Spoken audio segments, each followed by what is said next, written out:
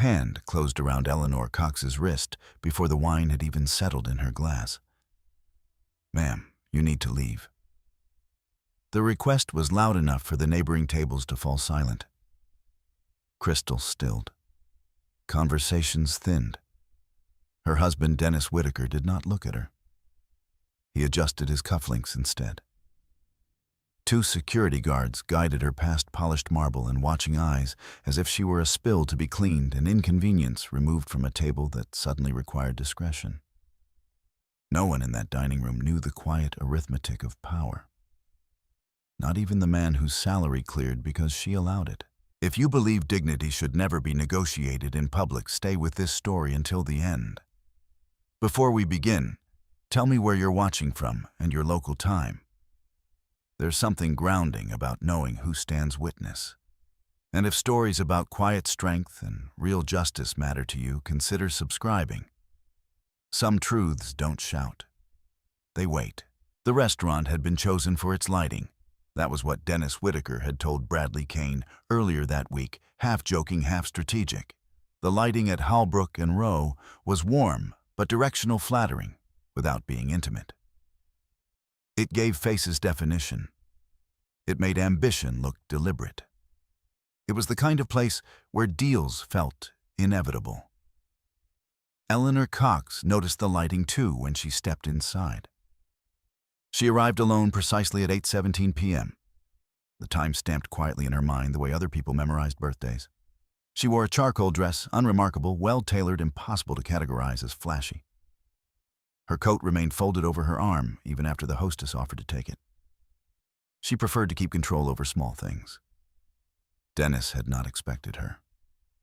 He had told her earlier that afternoon that the evening would be just internal leadership and a couple of prospects. The phrasing had been casual, dismissive in a way he likely hadn't noticed. But Eleanor had noticed the pause before he said it. The hostess led her toward the back of the restaurant where the private tables were arranged in a subtle hierarchy. Closer to the wine wall meant higher billing. Dennis sat near the center of the room, not in the most private alcove, but not exposed either.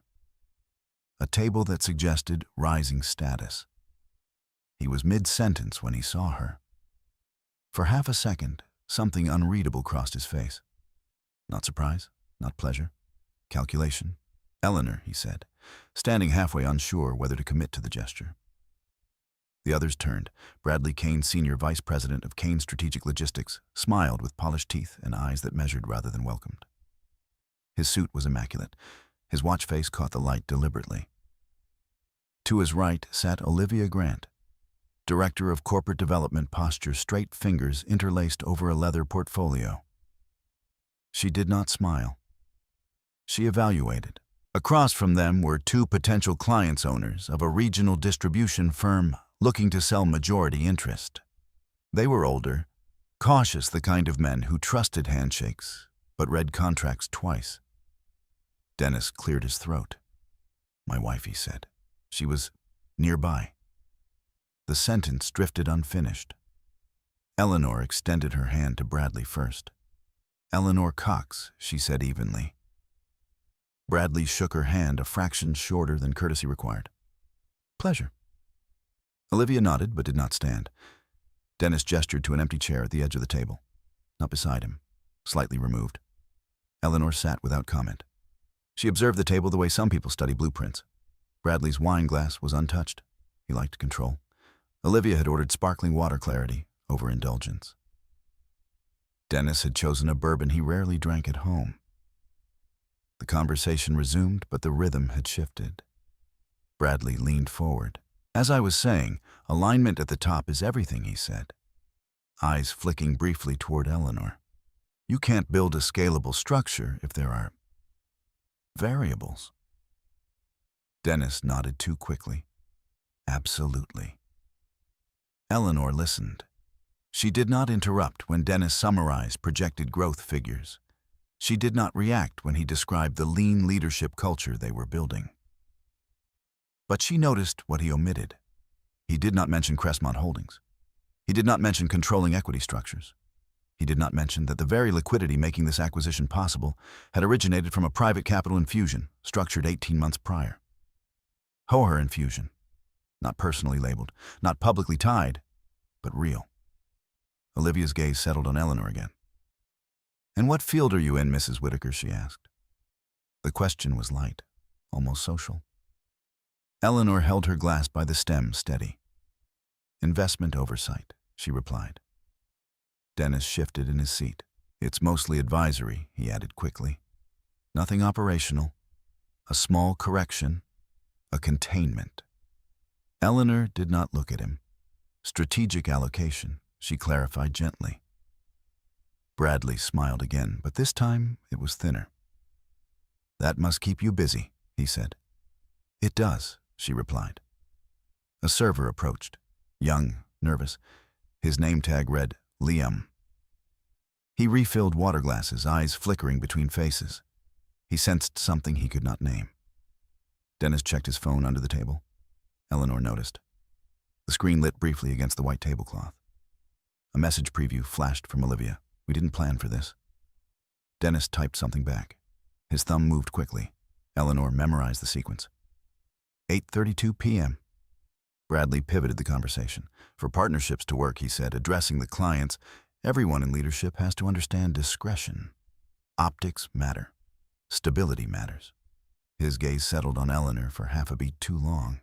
One of the clients shifted uncomfortably. Dennis leaned back.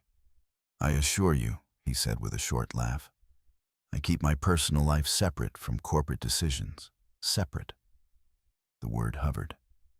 Eleanor felt the weight of it not emotionally, but structurally. Separate meant disposable in certain contexts. Olivia adjusted her portfolio. "There are moments," she said smoothly, "when focus has to be absolute." Dennis nodded. Eleanor took a sip of water. Across the room, she identified 3 ceiling cameras, 2 angled toward the bar, 1 with partial visibility of their table. The maitre d' spoke quietly with a man in a dark suit near the entrance. The man scanned the room before his eyes landed on their table. Dennis's jaw tightened. "Eleanor," he said softly, leaning toward her, "maybe this isn't the best setting." "For dinner?" she asked calmly. "For this dinner." The distinction was precise. Bradley placed his napkin down. "We're discussing sensitive projections," he said. "Nothing personal." The clients looked away. Eleanor rested her hands in her lap. "I haven't asked for the projections," she replied. Dennis exhaled through his nose. "It's just perception," he said. "These deals are delicate. Perception." Another word that disguised power. Eleanor noticed Olivia glance toward the manager again. Michael Torres approached their table with rehearsed politeness. "Good evening," he said. "I'm so sorry to interrupt." Dennis did not meet his eyes. Bradley did. Michael continued, voice low, but audible enough for nearby tables. "There seems to have been a misunderstanding regarding the reservation. This section is reserved for private corporate engagement." Eleanor looked up at him. "I'm aware," she said. "My husband invited me to dinner." Dennis's fingers tightened around his bourbon glass. Michael shifted his weight. "We do need to maintain discretion for our guests." Guests, plural. Eleanor registered the phrasing. Bradley leaned back, hands folded. "It's probably best," he said lightly, "if we keep this streamlined." Streamlined? Dennis looked at Eleanor. Not apologetic, impatient. "Maybe you should head home," he said. The words were measured, controlled.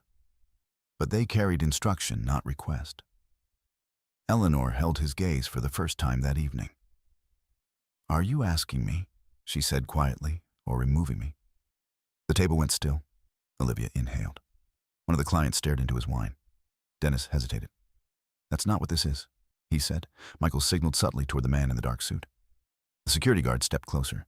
Liam, the young server, froze near the bar. Eleanor noticed his hesitation, noted his position. 9:01 p.m. The lighting remained warm. The marble floors reflected soft gold. Everything in the restaurant still looked elegant. Dennis adjusted his cufflinks. Bradley checked his watch. Olivia closed her portfolio. The guard stopped just short of touching Eleanor. "Ma'am," he began. Eleanor rose on her own before he finished. She smoothed her dress, picked up her coat. No raised voice, no spectacle. She looked at Dennis once more. He did not stand. She turned and walked toward the exit. Behind her, the conversation resumed too quickly. The deal continued. The lighting remained flattering. But something had shifted in the architecture of the evening. And Eleanor Cox, as she stepped into the Chicago night air, was already calculating. Not revenge. Structure. The doors of Halbrook and Row closed behind Eleanor with a muted finality. Cold air met her face clean and unsentimental. The city moved the way it always did. Taxis sliding past in yellow streaks, distant sirens folding into traffic couples laughing under streetlights. Nothing in Chicago paused because a woman had just been escorted out of a dining room. Inside, however, the temperature had shifted.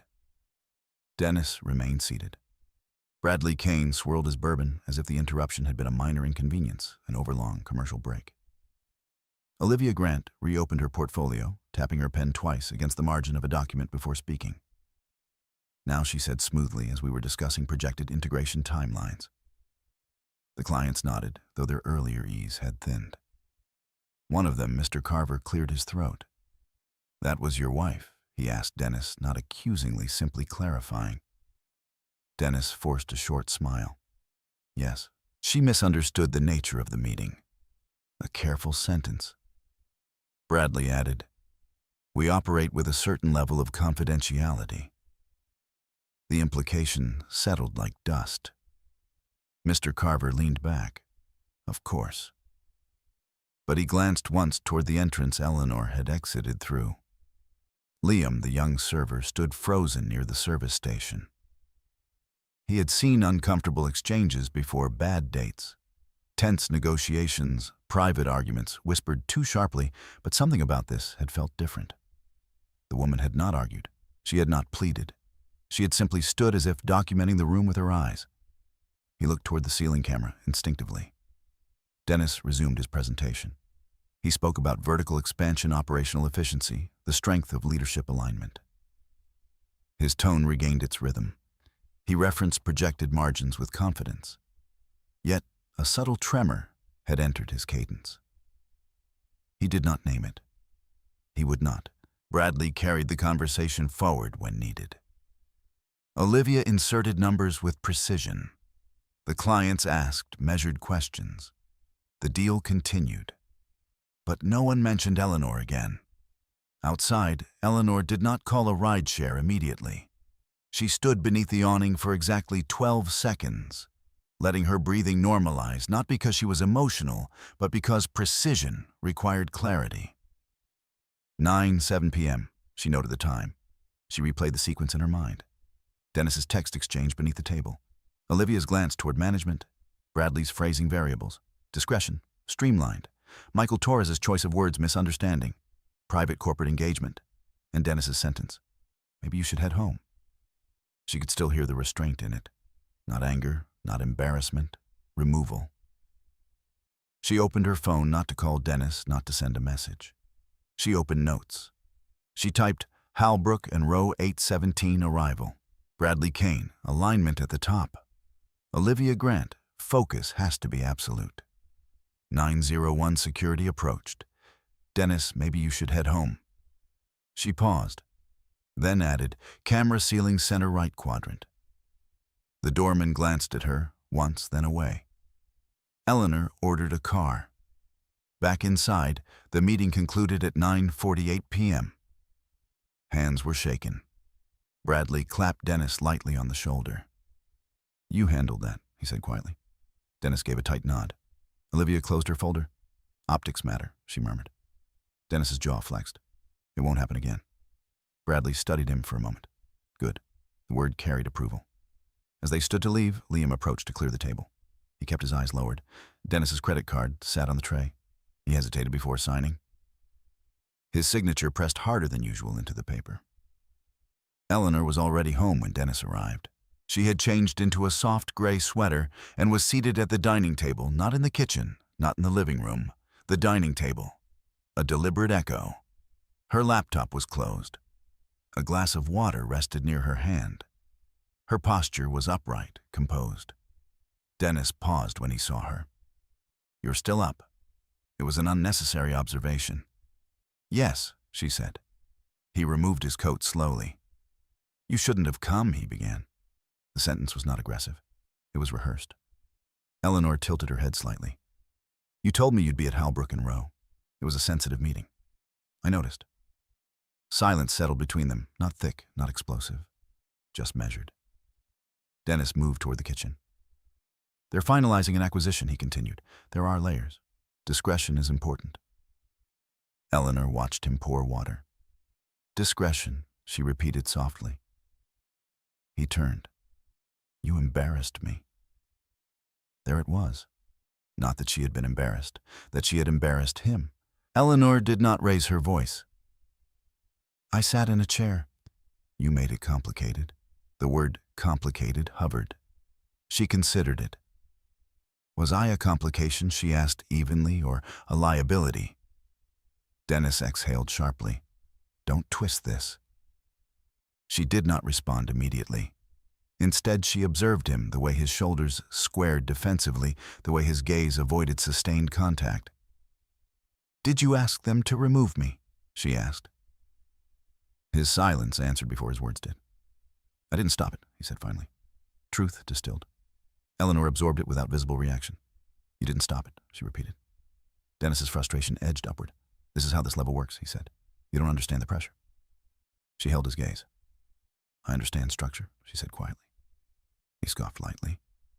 "You consult," he said. "It's different." Consult. Containment again. Eleanor did not correct him. Not yet. Dennis ran a hand through his hair. "They're considering me for vice president," he said. "I can't afford distractions." The word settled in the room. Distraction. Eleanor looked at the dining table beneath her fingertips. She had once signed documents there. Documents that restructured equity positions. Documents that allowed capital to move into Kane Strategic Logistics through layered subsidiaries. She had never told Dennis the full architecture. Not because she feared his reaction, because she believed separation protected them both. "I see," she said simply. Dennis seemed relieved by her calm. "It's temporary," he added, "once things stabilize." "When will that be?" she asked. He faltered. "This quarter, maybe next." She nodded. "I won't attend your dinners again." The statement was not surrender. It was documentation. Dennis misread it as concession. "Good," he said softly. He moved toward the bedroom. Eleanor remained seated. She waited until the door closed. Then she opened her laptop. Her inbox contained 3 unread messages. One from an automated investment summary. One from a nonprofit board she quietly supported. And one forwarded earlier that evening from Dennis's corporate account accidentally sent to their shared cloud drive. Subject line, leadership alignment, internal. She opened it. Bradley Kane had written, "Dennis' perception is reality at this tier. Personal variables can weaken positioning. If you want the VP track show clarity, we need loyalty that's uncomplicated."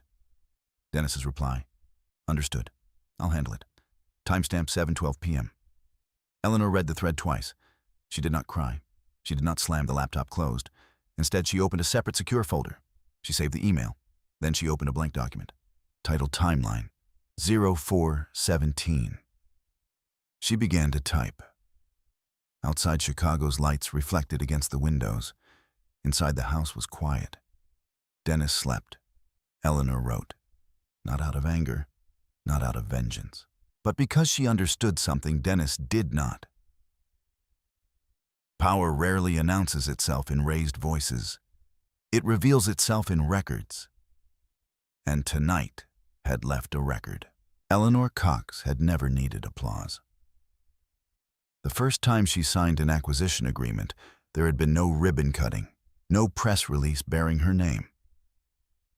The company had been absorbed quietly into a larger holding structure. Its leadership retained its public face unchanged. Only the ownership percentages shifted.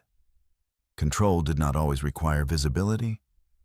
That was a lesson she had learned long before she met Dennis Whitaker. Crestmont Holdings Group existed mostly in footnotes. It appeared in filings as a majority stakeholder in mid-sized logistics, warehousing, and infrastructure firms.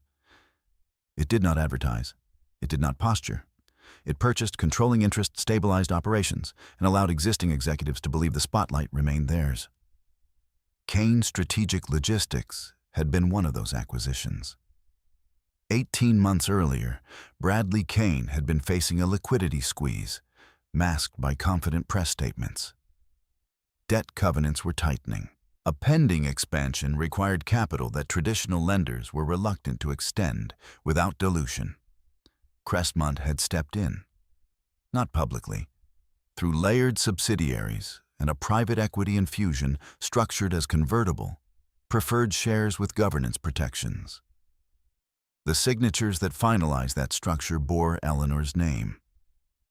Dennis had never seen those documents. He had never asked.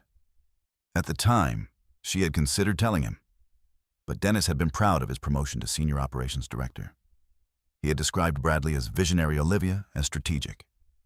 He had believed he was climbing something built by other hands. Eleanor had decided not to complicate that belief. She understood what pride could do to fragile ambition. And so, she let him stand inside a structure she quietly reinforced. The morning after the dinner, Eleanor woke at 6:12 a.m. Dennis was already in the shower. She lay still for a moment, watching the early light filter through the curtains. The previous evening replayed in sequence, not emotionally, but procedurally. Timestamps, phrasing, physical positioning. She rose dressed in a navy suit she typically reserved for board calls and made coffee without noise. Dennis emerged in a pressed shirt tie draped around his neck. He hesitated when he saw her attire. "You have something today?" he asked. "Yes. What a review." It was not a lie. He nodded, distracted. "I'll be late tonight," he said. "Follow up with the Carver deal." She studied his face. No remorse, no curiosity about her night, only forward motion. "Of course," she said. He left at 7:04 a.m.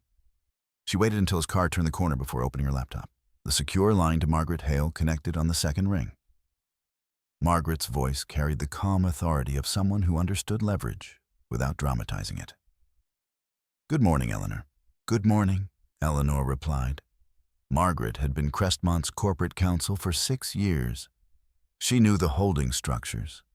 She knew the discretion required when ownership remained intentionally invisible. "What happened?" Margaret asked. Eleanor did not embellish. She described the restaurant, the removal, the email she had recovered. Margaret did not interrupt.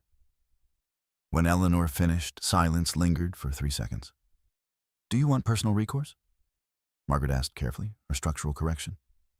The question was precise. Eleanor considered it. "Structural," she said. Margaret exhaled quietly. "Then we preserve everything. Yes, and do not confront him again. I won't. Forward me the email thread." Eleanor did. Margaret reviewed it in real time. "I see the language," she said. "Personal variables. Prove loyalty." "That's interesting. It suggests conditioning," Eleanor replied. "It suggests exposure," Margaret corrected gently. There was a difference. Conditioning implied persuasion. Exposure implied risk, Margaret continued. "Eleanor will initiate a data preservation notice to Kane Strategic Logistics under the governance clause in Crestmont's investment agreement." Dennis did not know that clause existed.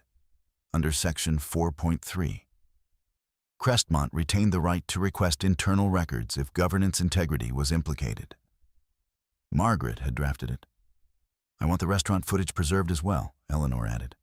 "On what grounds potential reputational harm tied to corporate actors?" Margaret paused. "You're not alleging harassment." "Not yet. Understood."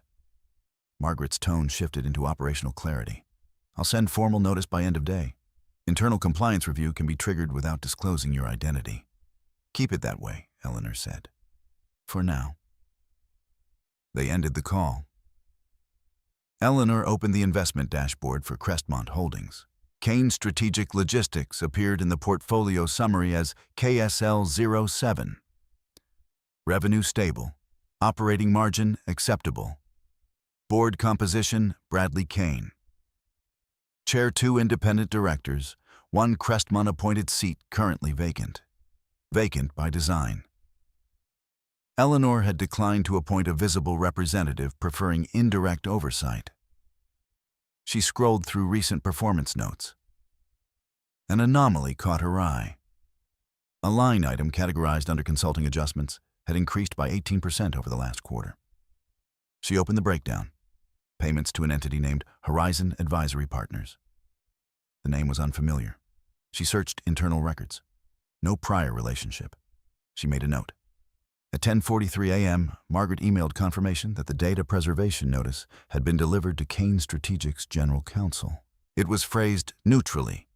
Crestmont Holdings Group requests retention of all electronic communications and financial records related to leadership conduct and acquisition negotiations, pursuant to governance provisions. Eleanor imagined Bradley reading it. He would frown. He would not yet suspect her. At Kane Strategic's headquarters, Dennis sat in a glass-walled conference room, reviewing acquisition spreadsheets when Olivia stepped inside. "You've seen this?" she asked, sliding her tablet across the table. Dennis read the notice. His brow furrowed. "Governance integrity," he muttered. Bradley entered moments later. "Crestmont's flexing," he said flatly. Dennis shifted in his seat. Why, Bradley's eyes were sharp. "Because they can." Olivia crossed her arms. "They're requesting email retention and financial documentation tied to leadership conduct." Dennis's stomach tightened slightly. "It's routine," he said quickly. Bradley studied him. "Is it?" Dennis forced a steady tone. "We're closing a deal. Oversight happens." Bradley nodded slowly. "Then there's nothing to worry about." But his jaw tightened. Back in her home office, Eleanor reviewed archived board minutes from the past year. Patterns emerged. Horizon Advisory Partners appeared 3 times in consulting allocations, each instance following a declined bid from smaller contractors. Though one of those contractors was Harrison Freight Solutions. She searched public records. Horizon Advisory Partners was registered to a P.O. box and a managing member named Daniel Kessler. The name did not appear on Kane Strategic's disclosed vendor list. Eleanor leaned back in her chair. Not anger, not satisfaction, recognition. If funds were being redirected under ambiguous consulting classifications, it constituted more than arrogance at a dinner table. It suggested something structural. Her phone buzzed. A text from Dennis. "Long day? Might grab drinks with Brad. Don't wait up." She looked at the message. He still believed the hierarchy flowed in one direction. Upward. He did not yet understand that capital did not always announce its source. Eleanor closed her laptop. She walked to the window overlooking the quiet street. Power, she had learned, was not loud. It did not need to defend itself in restaurants. It did not need to argue about perception. It waited. It documented. And when necessary, it adjusted the structure from within. She returned to her desk, created a new folder. KSL Governance Review. She placed inside it the email thread, the time-stamped notes from Halbrook and Rowe, the preliminary financial anomalies tied to Horizon Advisory Partners. Then she wrote a single line at the top of the document. "This is not about humiliation. This is about integrity of control." Outside, the city moved without awareness. Inside Kane Strategic's headquarters, executives reassured themselves. And inside Eleanor Cox's quiet office, the architecture of accountability had begun. Margaret Hale did not escalate matters impulsively. She believed in pressure applied gradually enough to reveal fault lines, never enough to appear theatrical. By Thursday morning, the data preservation notice had circulated through Kane Strategic Logistics' executive inboxes. IT had been instructed to suspend auto-deletion protocols. Backup servers were flagged. Device imaging was scheduled for senior leadership as a matter of governance compliance. The language was neutral. The implications were not. Dennis learned about the device imaging at 9:14 a.m. An internal memo from compliance stated all executive-level laptops and company-issued mobile devices will undergo standard archival duplication pursuant to shareholder governance review. Please coordinate with IT by close of business Friday. Dennis stared at the screen longer than necessary. He told himself it was routine. He told himself Crestmont Holdings occasionally exercised oversight when acquisitions were in motion. He did not think of Eleanor when he read it. Not yet. Across the office floor, Olivia Grant closed her office door and dialed Bradley Kane. "They're imaging devices," she said without preamble. Bradley was silent for 2 beats. Expected, he replied. "We've been aggressive this quarter. They're citing leadership conduct." Bradley's tone cooled. "Let them look. We have nothing improper." Olivia did not respond immediately. "Dennis," she asked finally. "He's loyal," Bradley said. Loyal. The word had been used before. At home, Eleanor reviewed the email thread again, not for emotion, but for context. Bradley's message had not been reckless. It had been measured careful not to articulate anything overtly discriminatory or coercive. But the subtext was visible to someone trained to read governance language. Perception is reality at this tier. Personal variables can weaken positioning. "Show clarity." She forwarded the thread to Margaret with a brief note, "Pattern building language." Margaret replied within 20 minutes. Agreed. "We need more than tone. We need evidence of decision impact." Eleanor knew that. Tone suggested culture. Impact suggested liability. She opened Kane Strategic's quarterly procurement summary, accessible to Crestmont as majority stakeholder. The Harrison Freight Solutions contract had been marked as declined due to alignment concerns. Alignment. The same word Bradley had used at dinner. She requested the supporting documentation under governance rights. Within hours, the file appeared in the shared secure portal. Harrison Freight had submitted a bid 12% lower than the selected vendor. Their safety record was clean. Their delivery performance exceeded industry averages. The selected vendor, Horizon Advisory Partners, not a freight company, a consulting intermediary. Eleanor examined the contract structure. Horizon had been retained as a strategic advisory consultant and then subcontracted distribution services to an unnamed third party. Margins were opaque. She cross-referenced public filings. Horizon's registered agent, Daniel Kessler. She searched further. Daniel Kessler had previously served as a limited partner in a private investment vehicle, the same vehicle where Bradley Kane had minority holdings. The connection was not direct, but it was traceable. Eleanor documented the chain carefully. No assumptions, only verifiable links. At Kane Strategic's headquarters, IT began imaging devices. Technicians moved through executive offices with quiet efficiency. When they entered Dennis's office, he attempted a relaxed tone. "How long will it take?" "About an hour," the technician replied. "We'll clone the drive and return it." Dennis handed over his laptop. He watched as the progress bar began its silent advance. Emails, attachments, chat logs, calendar invites, all copied. He felt a flicker of unease. Not because he believed he had committed wrongdoing, but because scrutiny had entered the building. After the technician left, Dennis opened his personal phone. He texted Bradley. "They're serious about this." Bradley replied, "Let them be. We've done nothing wrong." Dennis hesitated, then typed about Tuesday. 3 dots appeared, then vanished. Bradley responded, "Handled." The brevity reassured Dennis. He slipped the phone back into his pocket. Margaret scheduled a call with Crestmont's internal compliance analyst, Thomas Reed. Thomas was methodical, quiet, and allergic to speculation.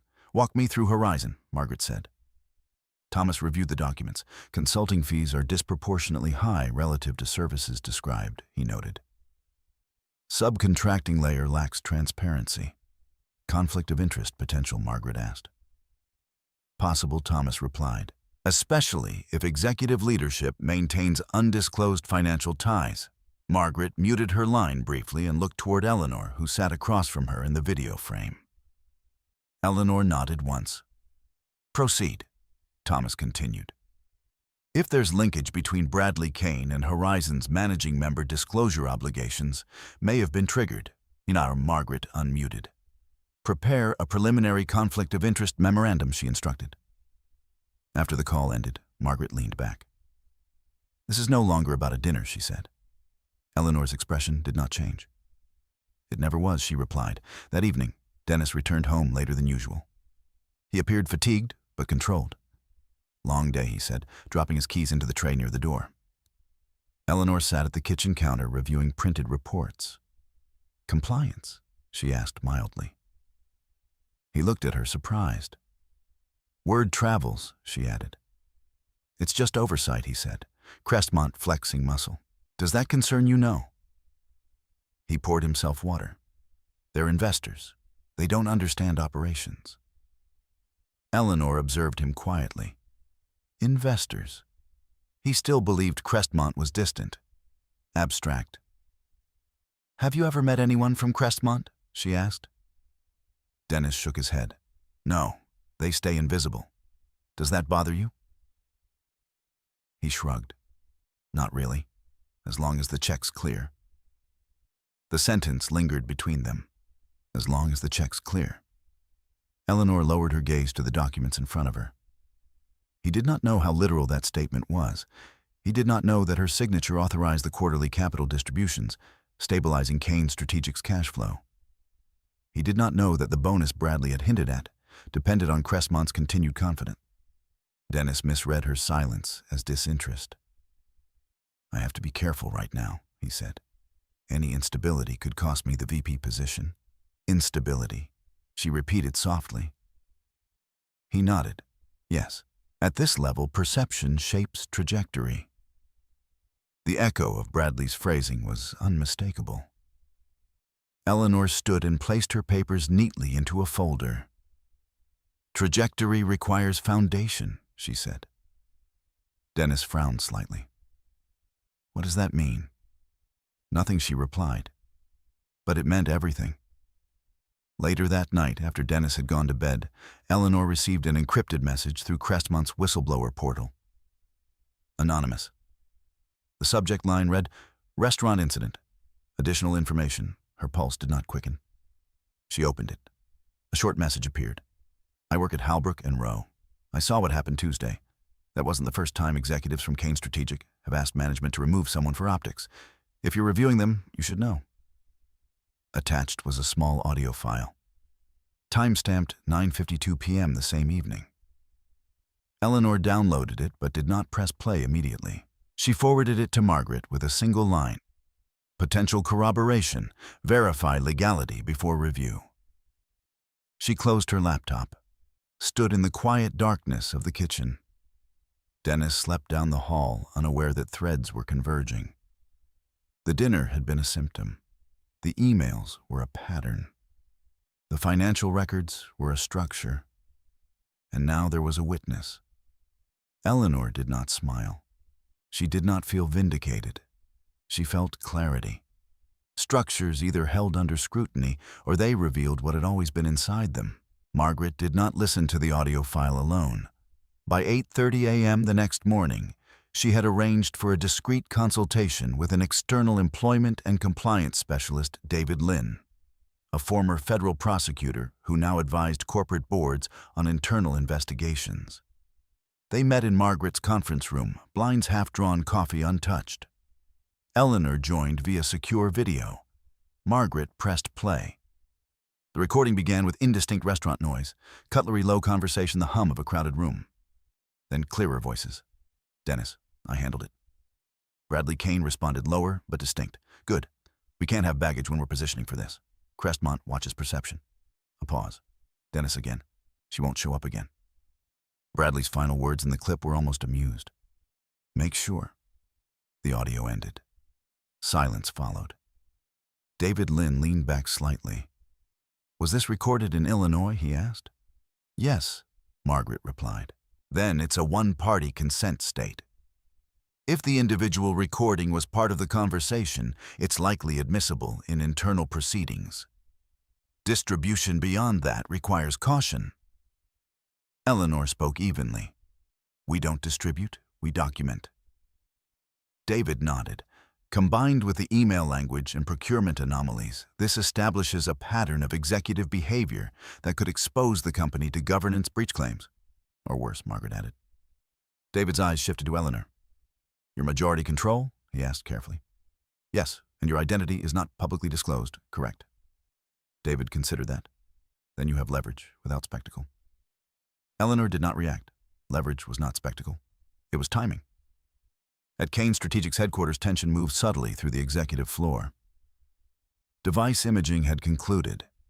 IT confirmed that archived copies were secured and forwarded to compliance review under Crestmont's request. Bradley convened a brief closed-door meeting with Dennis and Olivia. This is procedural, Bradley said, hands resting flat on the polished conference table. We cooperate fully. No defensiveness. Olivia nodded. Dennis remained quiet. Bradley looked at him directly. You're steady, yes. Nothing in your communications that could be misinterpreted. Dennis hesitated, barely perceptible. Nothing improper, he said. Bradley held his gaze a second longer than necessary. Improper isn't the standard, he said softly. Context is. Dennis swallowed. Olivia interjected smoothly. We align on narrative acquisition oversight triggered review. That's it. Bradley nodded. Correct. The meeting dissolved. Dennis returned to his office with a faint tightness in his chest. He opened his inbox reflexively. No direct accusations, no confrontations, just routine calendar invites. But he felt observed, not by Bradley, by something larger. At home, Eleanor reviewed Thomas Reed's preliminary memorandum. It outlined 3 concerns: undisclosed financial ties between Bradley Kane and Daniel Kessler, managing member of Horizon Advisory Partners; procurement deviations, disadvantaging lower-cost vendors without documented performance justification; executive communications, suggesting personal loyalty tests, intertwined with corporate decision-making. Thomas's conclusion was cautious but clear. Further investigation warranted under governance integrity provisions. Eleanor closed the document. She did not feel triumph, only confirmation. Her phone buzzed. An unknown number. She let it go to voicemail. Moments later, a message notification appeared. It was Liam Parker. His voice was hesitant but steady. Miss Cox, I got your contact through the whistleblower portal. I just wanted to say, what happened at the restaurant wasn't right. Management was told in advance to be ready if you refused to cooperate. They used those words. Eleanor listened twice. Refused to cooperate. The phrasing aligned too precisely with Bradley's language. She forwarded the voicemail to Margaret. Within minutes, Margaret replied, This strengthens premeditation. Eleanor typed back, Proceed with formal internal investigation notice. Margaret did not ask for clarification. She understood. By Monday morning, Crestmont Holdings issued a formal demand for an independent governance review of Kane Strategic Logistics. The notice cited potential undisclosed conflicts of interest, procurement irregularities, executive conduct inconsistent with fiduciary duties. It required the immediate appointment of an external investigative firm. It was signed not by Eleanor personally, but by Crestmont's authorized counsel. At Kane Strategic's office, the notice landed like a controlled detonation. Bradley read it in silence. Olivia's jaw tightened slightly. Dennis felt the air thin. This is escalation, Olivia said. Bradley nodded once. They're protecting capital. Dennis spoke cautiously. Do they suspect fraud? Bradley's gaze flicked to him. Do you know of any, he asked. Dennis shook his head too quickly. No. Bradley leaned back. Then we cooperate. But his voice lacked its usual certainty. That evening, Dennis returned home earlier than expected. Eleanor was in the study reviewing additional procurement files. He stood in the doorway. There's a formal investigation, he said. Yes, she replied without looking up. You knew I read governance summaries. He stepped inside. This could affect my promotion. She closed the file gently. Integrity reviews affect everyone, she said. Dennis ran a hand over his face. This is political, he muttered. Crestmont flexing. Why would they? She asked calmly. To remind Bradley who owns them. Eleanor met his eyes then. Ownership isn't about reminders, she said. It's about responsibility. Dennis frowned. You talk like you're one of them. She held his gaze. I understand how they think. He misinterpreted that as criticism of his leadership. They don't run operations, he said. We do. She stood slowly. Operations without oversight drift, she said. He exhaled sharply. You don't get it. She did not argue. Instead, she asked quietly, if there were conflicts of interest, would you want them addressed? Dennis hesitated. Hypothetically, yes. He considered. Of course. But there aren't. Her silence stretched. He shifted uncomfortably. You're not involved in this, are you?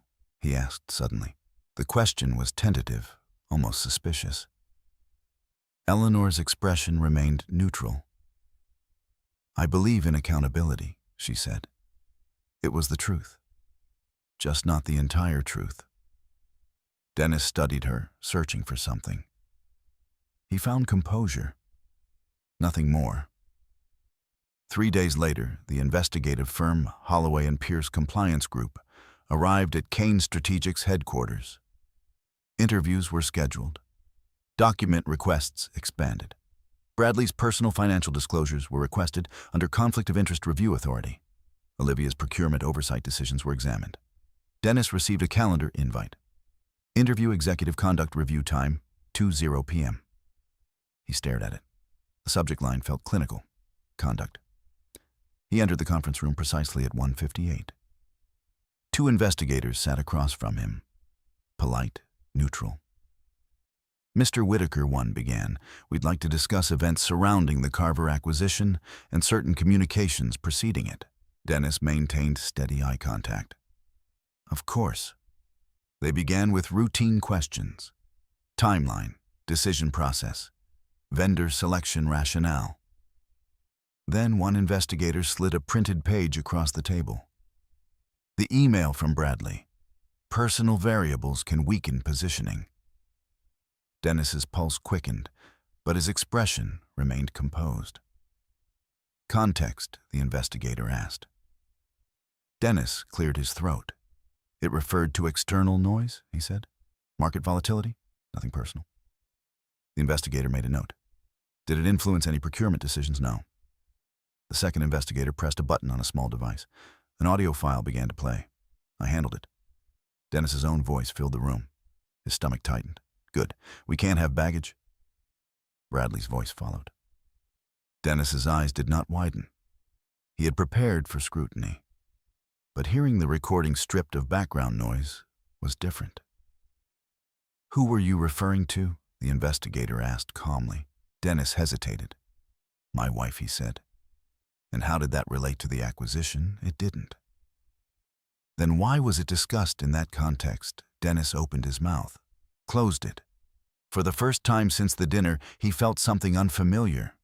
Not embarrassment, not anger, exposure. Back at home, Eleanor sat in the quiet of her study. She did not know the precise questions being asked at that moment, but she understood the process. Documentation had replaced assumption. Records had replaced narrative. The structure was now under weight, and weight revealed truth. Dennis did not answer immediately.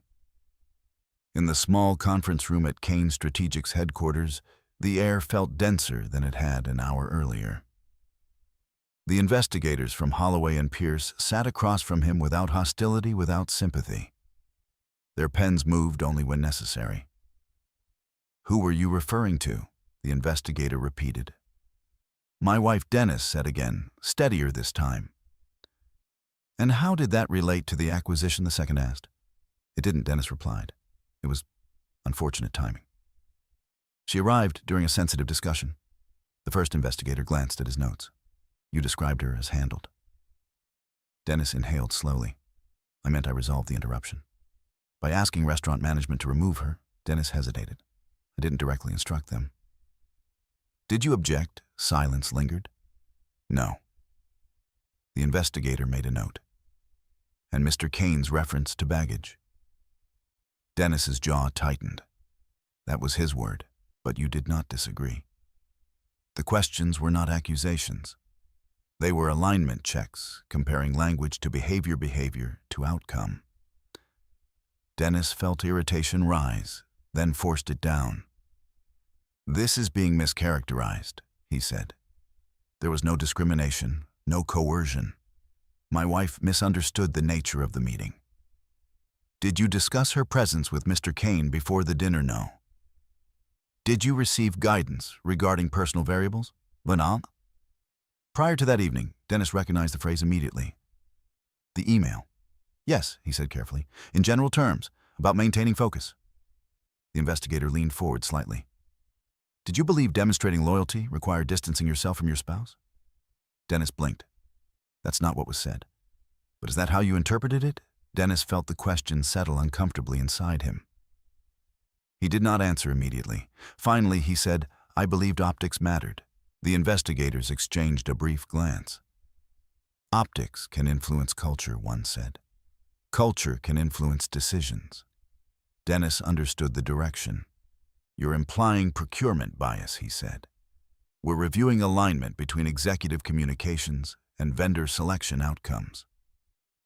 The distinction was precise. Dennis sat back.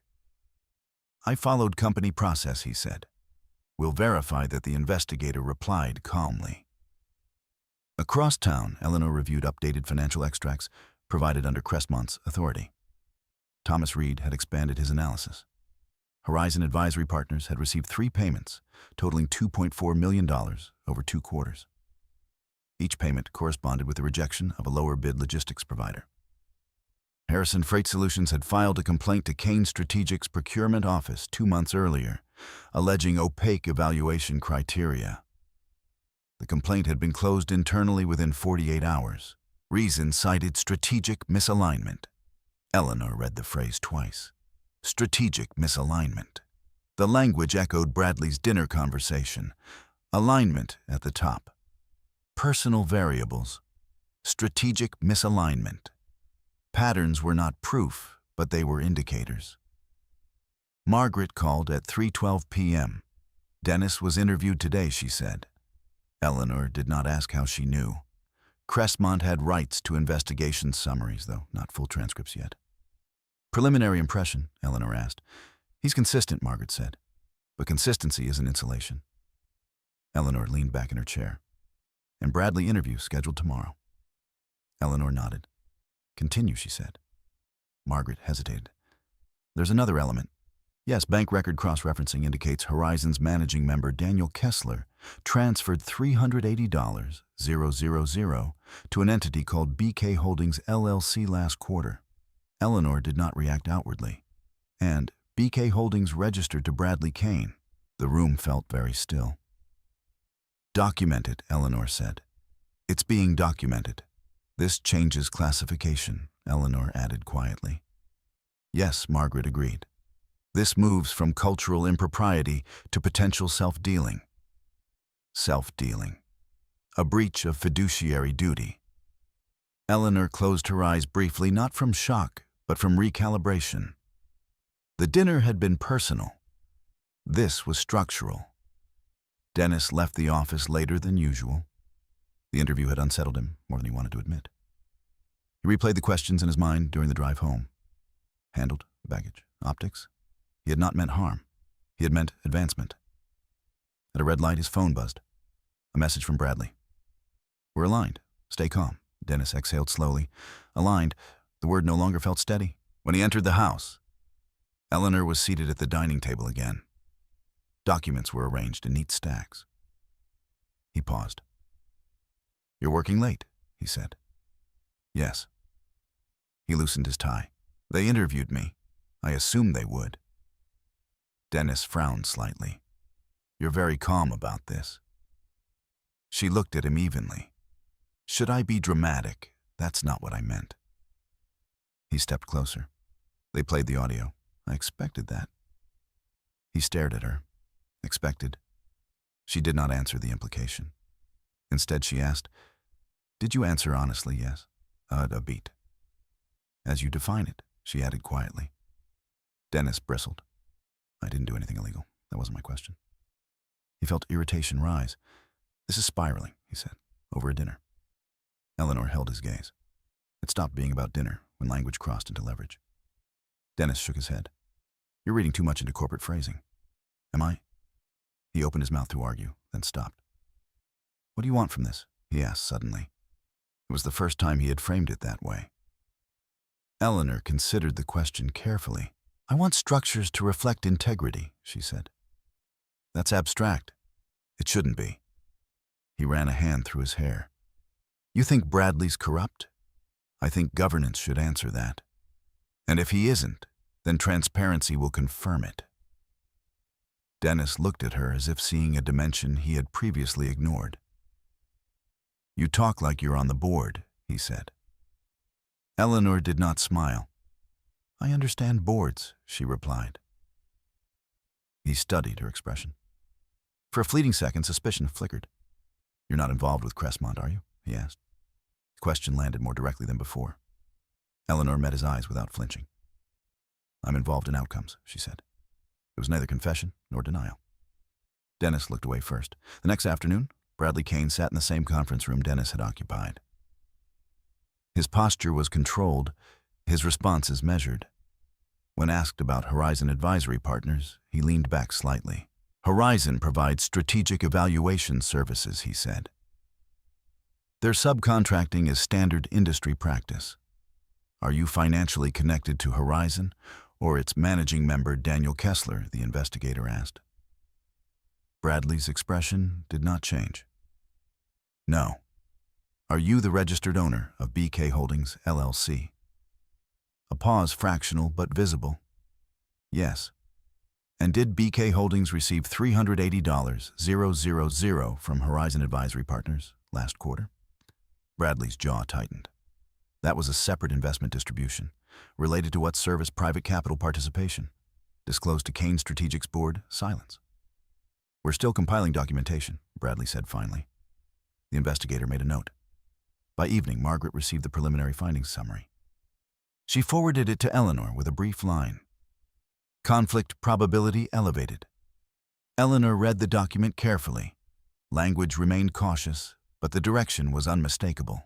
Undisclosed financial relationships. Procurement deviations. Executive communications reinforcing exclusionary loyalty. She closed the file, walked to the window. The city lights reflected against the glass. Inside the house, Dennis moved quietly in the kitchen, unaware that the foundation beneath his ambition had shifted. He believed scrutiny was an obstacle. He did not yet understand it was a reckoning. Eleanor returned to her desk, opened a new document, Title Board Action Preparation. She began outlining next steps. Not revenge, not exposure, procedure. Because when power was quiet, correction did not require spectacle. It required documentation strong enough that denial collapsed under its own weight. And the weight was increasing. The footage arrived on a secure drive late Friday afternoon. Halbrook and Rowe had complied after receiving formal notice from Margaret Hale's office, which cited potential reputational entanglement involving corporate actors under governance review. The restaurant's legal counsel had hesitated at first. They had a reputation to protect. So did their clientele. But liability was a language they understood. By 4:17 p.m., the encrypted file was in Eleanor's possession. She did not watch it immediately. Instead, she waited until the house was quiet. Dennis had texted that he would be working late with legal. The phrasing was careful now, controlled. He no longer mentioned Bradley casually. The promotion was no longer spoken of at the dinner table. At 9:12 p.m., Eleanor dimmed the lights in her study and inserted the drive into her laptop. 3 camera angles. 1 wide shot of the dining room. 1 angled toward the wine wall. 1 ceiling mounted partially obscured by a decorative beam. She selected the ceiling view first. The timestamp in the corner read 20:58:43. She saw herself seated at the edge of the table. Dennis to her right, Bradley across. Olivia angled toward the aisle. The footage had no audio, only movement. Eleanor watched her own posture, still composed. She saw Dennis lean slightly toward Olivia at 20:59:12. She saw Bradley's subtle nod at 20:59:26. At 21:00:04, Michael Torres approached. His body language was apologetic, but firm. At 21:00:39, Dennis spoke. His lips formed words she already knew. At 21:01:12, the security guard stepped closer. Eleanor paused the frame. She zoomed in. Dennis did not reach for her. He did not rise. He adjusted his cufflinks. The detail was small, but clarity often lived in small things. She resumed playback. At 21:01:37, the guard's hand hovered near her arm. At 21:01:41, Eleanor stood on her own. The guard's hand made contact at 21:01:44. Brief, but visible. She watched the moment twice more. Not for emotion, for sequence. Then she opened the second angle, the wine wall view. This one captured faces more clearly. She saw Bradley's mouth curve slightly upward when Michael leaned in. She saw Olivia glance toward Dennis before looking down. She saw the clients avert their eyes. She saw herself stand. The lighting remained warm. The room continued functioning around the removal. No one else stood. No one intervened. Eleanor closed the video player. She did not feel humiliation. She felt confirmation. The removal had not been spontaneous. It had been permitted, endorsed in silence. She forwarded the footage to Margaret with a concise note, physical contact visible. Dennis, non-intervention documented. Bradley, non-objection. Margaret responded 10 minutes later. This establishes complicity in executive conduct under scrutiny. Combined with audio, strengthens governance breach claim. Eleanor turned off her laptop. The structure was tightening. At Kane, Strategic Monday began with visible strain. Holloway and Pierce had expanded their requests. Bradley's financial disclosures were now formally demanded. Procurement records from the past 12 months were under review. Dennis sat in his office staring at a spreadsheet he could no longer process. His phone buzzed. A message from Olivia. Board call scheduled Wednesday, mandatory attendance. Dennis exhaled slowly. A board call meant escalation beyond compliance. It meant Crestmont was moving. He stood and walked to Bradley's office without knocking. Bradley looked up, irritation flickering before it settled. "We need alignment," Dennis said quietly. Bradley leaned back. "We have alignment. They're reviewing your financial disclosures." Bradley's eyes hardened. "They're reviewing everyone." Dennis hesitated. "Is there anything?" Bradley cut him off.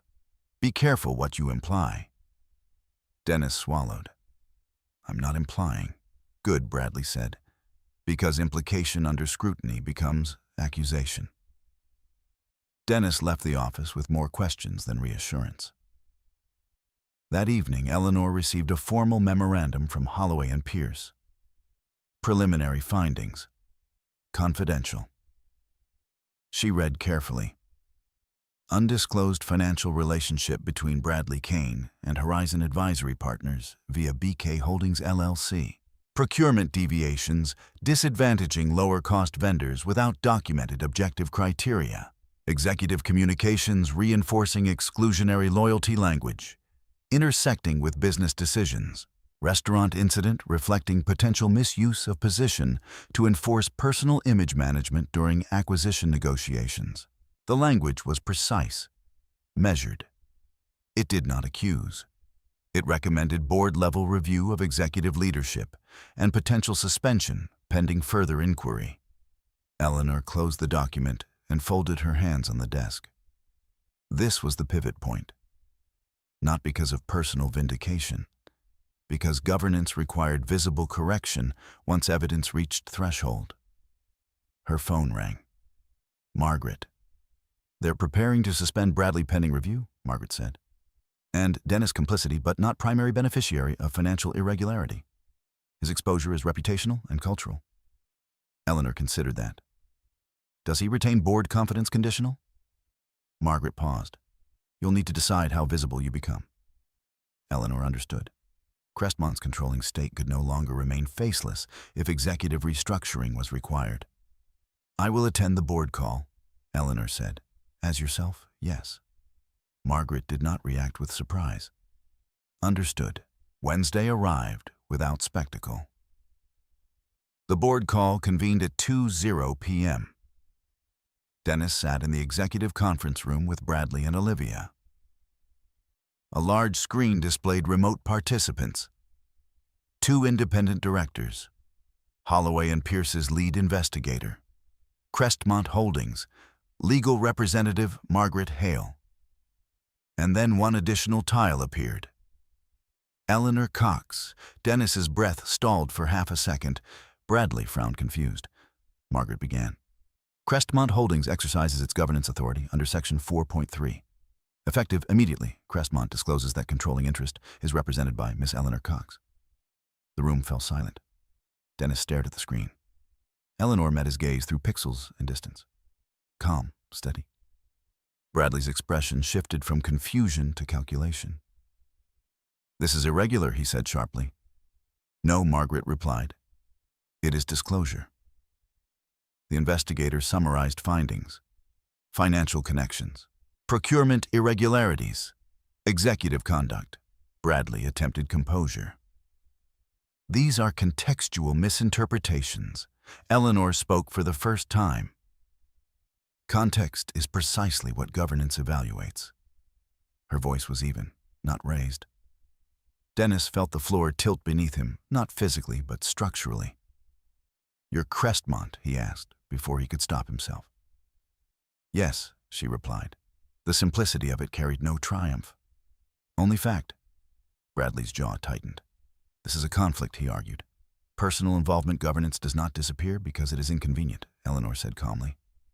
The independent directors requested clarity on financial disclosures. Bradley's responses faltered under documented transfers. Dennis sat motionless. He understood something now. The dinner, the oversight, the scrutiny. None of it had been abstract. His paycheck, his bonus projection, his promotion trajectory, all flowed through a structure she controlled, and he had permitted her removal to prove loyalty to a man who had been diverting funds. The call ended with formal motions: Bradley Kane suspended pending full investigation. External audit initiated. Procurement review expanded. Dennis Whitaker placed under performance evaluation regarding executive judgment. Eleanor closed her laptop slowly. The house was quiet. Dennis arrived home 2 hours later. He entered without speaking. She was seated in the living room. He stood across from her. "You didn't tell me," he said. "You didn't ask," she replied. His voice was not angry. It was hollow. "I thought I was climbing." "You were," she said. "Just not where you believed." He laughed once without humor. "You let me think I let you build," she corrected softly. Silence stretched between them. "Why didn't you stop it that night?" he asked. "The dinner, yes. Because I needed to see who what she said." He had no answer. The architecture had revealed itself, not through confrontation, through record.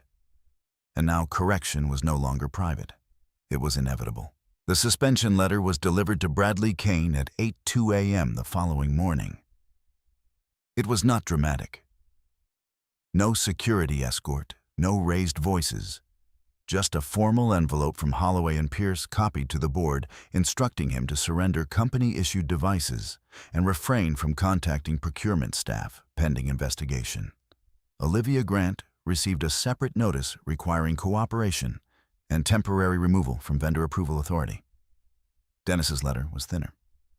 Subject line: Executive Conduct Review. Conditional continuation. He was not suspended. He was not cleared. He was required to attend additional interviews regarding judgment influence and decision alignment. He read the letter twice in his office before closing the door. His phone buzzed almost immediately. A message from Bradley. "This is overreach." Dennis stared at it. He did not reply. Across the building, employees had begun whispering. News traveled quickly in corporate environments, especially when leadership doors closed more often than usual. Procurement staff were instructed to pause all new vendor engagements. Harrison Freight Solutions' complaint file was reopened. Compliance teams moved quietly but visibly. Structure was adjusting. At Crestmont Holdings offices, Eleanor sat at a long oak table with Margaret Hale and Thomas Reed. The board of Kane Strategic had requested an in-person governance session. Eleanor had agreed. She did not bring a security detail. She did not bring public relations, only documentation.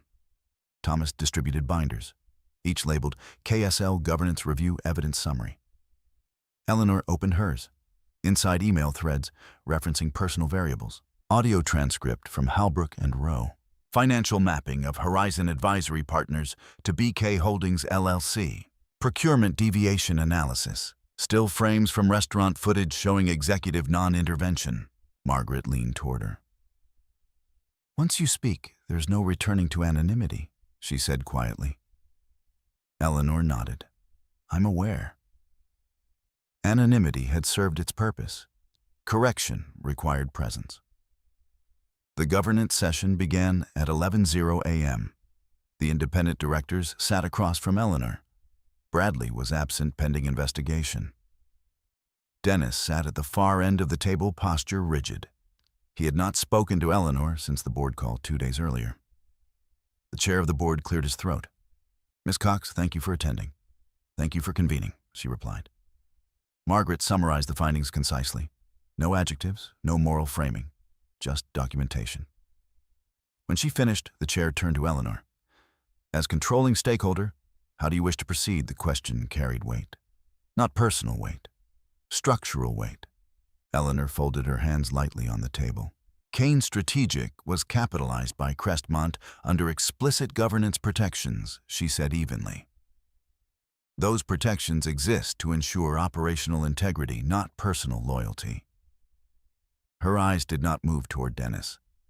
Executive leadership must demonstrate fiduciary responsibility independent of image management. She paused briefly. "The evidence indicates that financial relationships were not disclosed and procurement decisions may have been influenced by those relationships." Dennis listened carefully. She had not mentioned humiliation. She had not referenced the dinner. She spoke only of governance. "I recommend she continued formal removal of Bradley Kane. Pending confirmation of findings and appointment of interim leadership not implicated in current review." The chair nodded slowly. "And Mr. Whitaker?" The room shifted slightly. Dennis's jaw tightened. Eleanor did not look at him. "Mr. Whitaker's financial exposure appears indirect," she said calmly.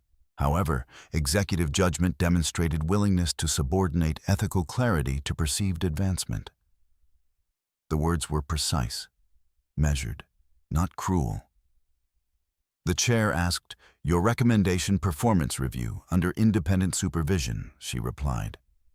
"If improvement is demonstrated, retention remains viable. If not, separation should be considered." Dennis felt the statement settle like a verdict, half-spoken. Not termination, not endorsement, evaluation. The board voted to adopt her recommendations. The motion passed unanimously. That evening, Dennis did not go straight home. He sat in his car outside the house for several minutes before turning off the engine. Inside, Eleanor was in the kitchen preparing tea. The simplicity of the scene contrasted sharply with the day's weight. He stepped inside quietly. "You didn't mention the restaurant," he said. She poured hot water into 2 cups.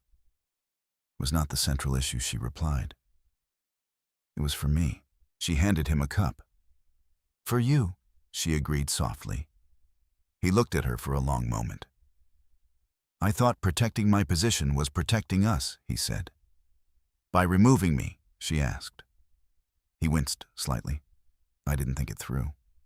"No," she said gently. "You followed direction." He set the cup down untouched. "I didn't know about Bradley's financial ties." "I believe that," she said. He looked surprised. "You do, yes. Then why am I under review?" She met his eyes.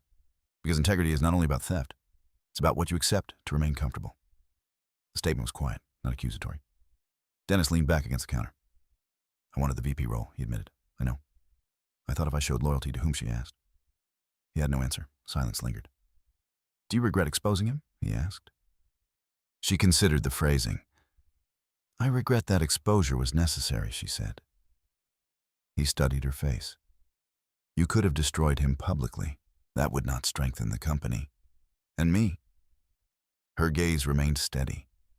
You were never my target. He absorbed that slowly, then asked the question that had been forming since the board call. Why didn't you tell me you were Crestmont? Eleanor exhaled softly. Because I wanted you to build something without feeling owned. He stared at her. I am owned, he said bitterly, by the person I tried to prove myself to. You are accountable, she corrected. Same difference. No, she said. Ownership removes choice. Accountability reveals it. He ran a hand over his face. I don't know what happens next. You participate in review, she said. You answer honestly. You decide what kind of leader you want to be. And us? The question was fragile. Eleanor looked at him for a long time before speaking. Us requires trust, she said. Trust requires alignment. He almost smiled at the irony of the word. Alignment, he repeated. Yes, she said, but not the kind you were taught. He understood the implication. Alignment, not with ambition. Alignment with principle. The house remained quiet. Outside, the city moved as it always did. Inside, structures were still adjusting. Bradley Kane would face full financial audit. Olivia Grant would undergo procurement review. Dennis Whitaker would sit through additional interviews, his career suspended, between possibility and consequence. And Eleanor Cox, who had once been escorted through polished marble floors without protest, had shifted the axis of power without raising her voice. Not to humiliate, not to retaliate, but to correct. The slow burn had not reached its end. It had only clarified its direction. The second interview was scheduled for Dennis at 10:30 a.m. on Friday. By then, the atmosphere at Kane Strategic Logistics had changed in ways that could not be concealed by polite emails or carefully worded internal memos. Bradley Kane's name had been removed from the executive directory pending investigation. Olivia Grant's authority over vendor approvals had been temporarily reassigned to an interim compliance officer.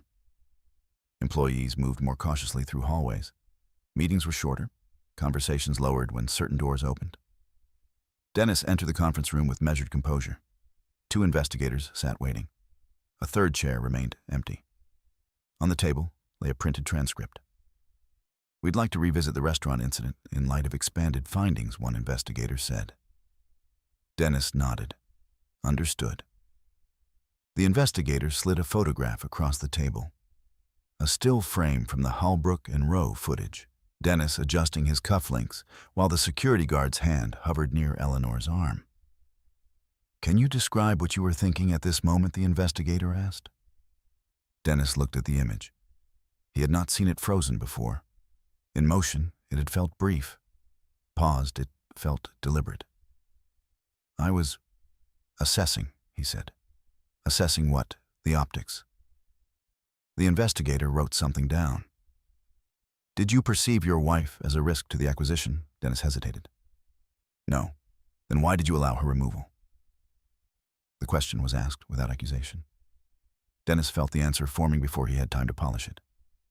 Because Bradley had framed loyalty as clarity, he said quietly. And I believed demonstrating alignment would secure my position. The investigator's pen stopped, or as alignment with whom Dennis met his gaze. With him. The admission did not feel like confession. It felt like recognition.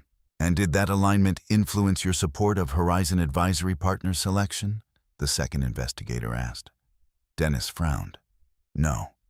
Procurement was Olivia's area. Did you question it? I trusted leadership. Despite language suggesting personal loyalty expectations, Dennis exhaled. I compartmentalized. Why? Because I wanted advancement.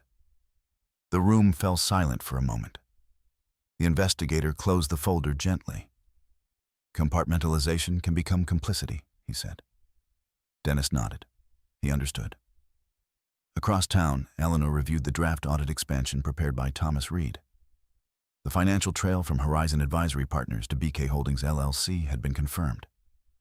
Documentation showed that Bradley Kane had failed to disclose the relationship during quarterly board attestations. Under fiduciary standards, the omission alone constituted breach. The independent audit team recommended immediate termination pending final report. Margaret called shortly after noon. Bradley's counsel has requested a mitigation meeting, she said. On what grounds? Eleanor asked. Character references, market contributions. He's arguing operational necessity. Eleanor's expression did not shift. Integrity is operational, she replied. Margaret allowed a brief silence. You will need to state that publicly within the board. I will. Margaret hesitated. There is increasing awareness among senior staff that you are Cressmont. I expected that. Press inquiries may follow. I will not comment externally. Margaret nodded, though Eleanor could not see her. Understood. That evening, Dennis arrived home earlier than usual. He did not remove his jacket immediately. I admitted alignment, he said. Eleanor looked up from the dining table where documents were spread neatly in front of her. Alignment, she asked. To Bradley, to perception, to advancement. She studied him, and how did that feel? She asked quietly. He considered the question. Like stepping out of a story I'd been telling myself, he said. She did not respond immediately. That story protected you, she said finally. Yes, and limited you. He nodded. I thought power came from proximity. And now I'm not sure. She folded her hands. Power comes from responsibility, she said. Proximity is just shadow. Dennis sat across from her. Are you going to remove him? He asked. The board will, she said. And me, you're under review. That's not what I meant. She met his gaze steadily. Your position will depend on what you do next. He leaned forward. I can repair this, he said. Can you? She asked, not skeptically but sincerely. I can be transparent. I can support audit reforms. You could have before, she said. He did not argue. She continued, redemption is procedural, Dennis. It requires sustained evidence. He absorbed that. And us? He asked again. Eleanor looked at him for a long moment. Our alignment was tested, she said. Not in the restaurant, long before. He knew she was right. The dinner had revealed something already present, not created it. Monday morning, the board reconvened. Bradley attended virtually, his face controlled but strained. His counsel spoke first. My client acknowledges disclosure oversight but denies intentional misconduct. Margaret presented the financial mapping. Transfer dates, amounts, ownership registration. Intent, Margaret said evenly, is secondary to obligation. Bradley leaned toward the camera. I built this company, he said. Cressmont invested because of my leadership. Eleanor spoke calmly. Cressmont invested because governance protections were enforceable. Bradley's eyes narrowed. You're dismantling value. I'm preserving it, she replied. The independent directors voted. Termination effective immediately. Referral to regulatory counsel for further review of potential self-dealing violations. The decision was unanimous. Bradley's screen went dark. Olivia's future remained uncertain pending procurement review. Dennis sat quietly through it all. When the call ended, he felt something unexpected. Not relief, not devastation. Exposure had clarified the room. He returned to his office. On his desk lay a new document from Human Resources. Executive Development Mandate, Ethical Leadership Oversight. He read it slowly. Mandatory training, performance benchmarks, quarterly evaluation under independent director supervision. It was not a demotion. It was not immunity. It was conditional trust. He understood what that meant now. That evening, Eleanor stood in the kitchen as Dennis entered. It's done, he said. She nodded. Yes. He watched her carefully. You didn't look satisfied, he said. Why would I, she asked. He humiliated you. He revealed himself, she corrected. He considered that. And I revealed myself, too. Yes. Silence settled between them again. But it felt different. Less defensive, more honest. "I don't know if I can repair us," he said quietly. "Repair requires choice," she replied. "And if I choose?" She looked at him steadily. "Then we begin with truth, not ambition." He nodded. For the first time, he did not feel like he was standing beneath her shadow. He felt like he was standing before a mirror, not flattering, but clear. Outside, the city moved without ceremony. Inside, structures had shifted. Bradley Kane's authority was gone. Financial review continued. Dennis Whitaker's career hung not on proximity to power, but on whether he could embody it differently. And Eleanor Cox, who had once been escorted through a dining room without protest, had proven something far more enduring than dominance. She had proven that quiet authority does not defend itself. It waits, documents, and corrects. Bradley Kane did not leave quietly. Termination papers had been signed, access credentials, revoked devices surrendered. But influence once exercised for years rarely evaporated without resistance. 3 days after his removal, Crestmont's legal department received a formal notice of intent. Bradley was alleging wrongful termination. The claim was carefully framed. He did not deny the financial transfers. He characterized them as deferred investment returns unrelated to procurement influence. He argued that Horizon Advisory Partners provided legitimate strategic services and that any overlap with BK Holdings LLC was coincidental and misinterpreted. He also implied that Crestmont's controlling stakeholder Eleanor Cox had personal motivations clouding governance decisions. Margaret forwarded the notice to Eleanor with a single line. "He's pivoting to narrative." Eleanor read the document slowly. There was no anger in her reaction, only recalibration. Narrative was an attempt to convert documentation into doubt. She picked up her phone and called Margaret. "Prepare counter-disclosure," she said. "Full audit?" Margaret asked. "Yes." "And your personal connection to Dennis disclose it," Eleanor replied. Margaret paused. "That exposes you. Transparency protects structure," Eleanor said. She understood the cost. Anonymity had shielded her from scrutiny. But Bradley was attempting to weaponize secrecy. So secrecy would end. At Kane, strategic word of Bradley's legal challenge spread quickly. Employees read summaries through internal channels. Some expressed loyalty to the former CEO. Others whispered about procurement practices they had never questioned until now. Dennis sat in his office reviewing the ethics training materials required under his executive development mandate. He read each section carefully. Conflict of interest, duty of care, duty of loyalty. He lingered on that phrase. Duty of loyalty, not to individuals, to the corporation, to stakeholders, to governance. He leaned back in his chair. He had mistaken loyalty for obedience. There was a difference. His phone rang. It was Eleanor? "Bradley is contesting," she said evenly. "I saw the notice," he replied. "He will imply personal bias." Dennis exhaled slowly. "Because of us?" "Yes." A pause. "Will it work?" he asked. "Not if documentation stands," she said. He believed her. For the first time, not because she was his wife, because she had been right. Crestmont issued a formal public disclosure 2 days later. It was concise. It confirmed that Eleanor Cox was the controlling stakeholder of Kane Strategic Logistics through Crestmont Holdings Group. It acknowledged her marriage to Dennis Whitaker. It stated that governance decisions were supported by independent audit findings and board vote. It invited regulatory review.